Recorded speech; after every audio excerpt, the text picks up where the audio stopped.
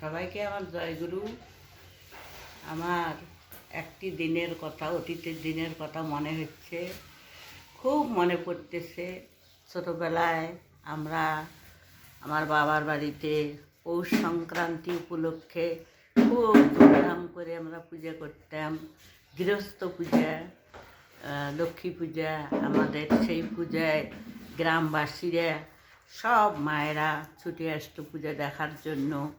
সেই পূজাতে আমাদের মাটির ছোট ছোট খুঁটি, প্রদীপ, কুলে ভর্তি ধান, অনেক রকম ফল, অনেক রকম ফুল, সব কিছু দিয়ে ফলে ফুলে আমরা উঠোনে আমার মা, কাকিমা, আমার পিসি, বাড়ির সকলেই আমাদের বিরাট উঠোনে আমরা পূজা করতাম।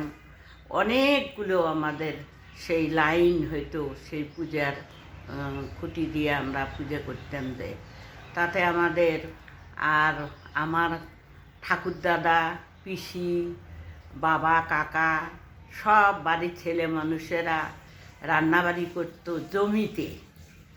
জমিতে রান্না হতো, ওখানে চুলে হতো, অনেক রকম রান্না হতো, 5-7 পদের রান্না, মিষ্টান্ন হইতো, তারপরে তো বহু রকম তরকারি। তখন আমরা মাছ খেতাম, বড় বড় মাছ, সেই রুই মাছের বড় বড় মাছের পিস করিয়ে সুন্দর করে আমার ঠাকুরদাদা, আমার বাবা, কাকা, দাদারা সকলে মিলে রান্না করতো।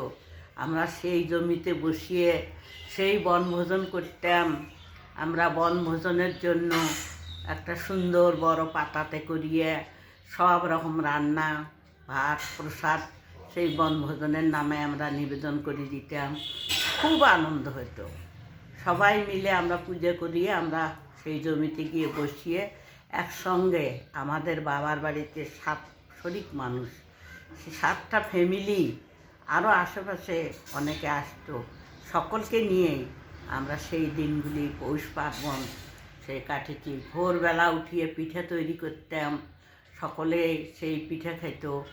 আর আমরা মায়েরা, আমরা বোনগুলো অনেকগুলো উপবাস থেকে আমরা পূজা করতাম। আমরা সকলে মানত করতাম যেন প্রতি বছর ওই পূজাতে কারো যদি বিয়ে না হয়, দেরি হয়, ওই পূজাতে যদি আমরা মানত করি যে সামনের বার পৌষ মাসের আগেই, এই পৌষ পার্বণের আগেই যদিও আমাদের অমুকের বিয়ে হয়ে যায়, আমরা সেখানে আরও বেশি করে ধুমধাম করে পূজা করব।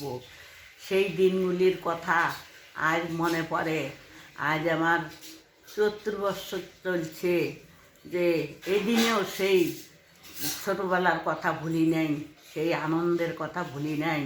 সেই পুরাতন দিনের কত সুখের দিন, কত আনন্দের দিন। তখন দেশের মানুষ, সমাজের মানুষ, আমরা মিলেমিশে হিন্দু মুসলমান একাকার হয়ে থাকতাম। আমাদের পাশে একটা গ্রাম আছে, সেই গ্রামের নাম হচ্ছে ছয়ঘরিয়া। সেখান থেকে সেই মুসলিম সম্প্রদায়ের মায়েরা, বউরা কি সুন্দর সেজেগুজে তারা আসতেন, তারা এসে বসতেন, পূজা দেখতেন।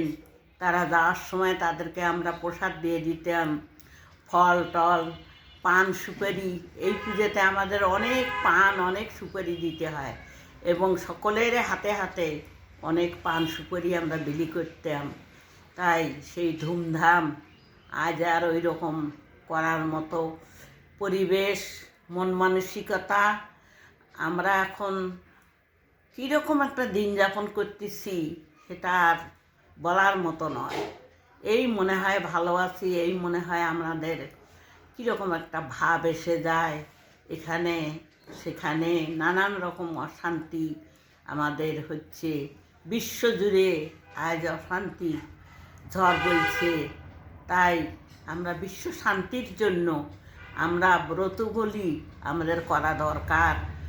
প্রত্যেকের বাড়িতেই আমাদের ঈশ্বরের জন্য, শান্তির জন্য, আমরা ভালো থাকার জন্য, আমরা যেন অতীতের দিনগুলিকে আবারও সামনে নিয়ে এসে সেই উজ্জ্বলতর জীবনযাপন করার জন্য পরবর্তী জেনারেশনকে উদ্বুদ্ধ করতে পারি। সবাইকে নিয়ে যেন আমরা সুন্দরভাবে দিন কাটাইতে পারি, সেই দিনগুলি আগের সেই দিন কত সুন্দর কাটাইতাম, কত ভালো হইতো। সেই দিনের কথা মনে পড়ে, আবারও যেন এরকম দিন ফিরে আসে। সৃষ্টিকর্তার কাছে প্রার্থনা করি সকলেই আপনারা ভালো থাকেন, সবাই সুস্থ থাকেন, সবাই আনন্দে জীবনযাপন করেন। আমরা সবাই মিলেমিশে একসঙ্গে জীবনযাপন করতে চাই, এটাই আমার প্রার্থনা। আবারও সবাইকে জয় গুরু।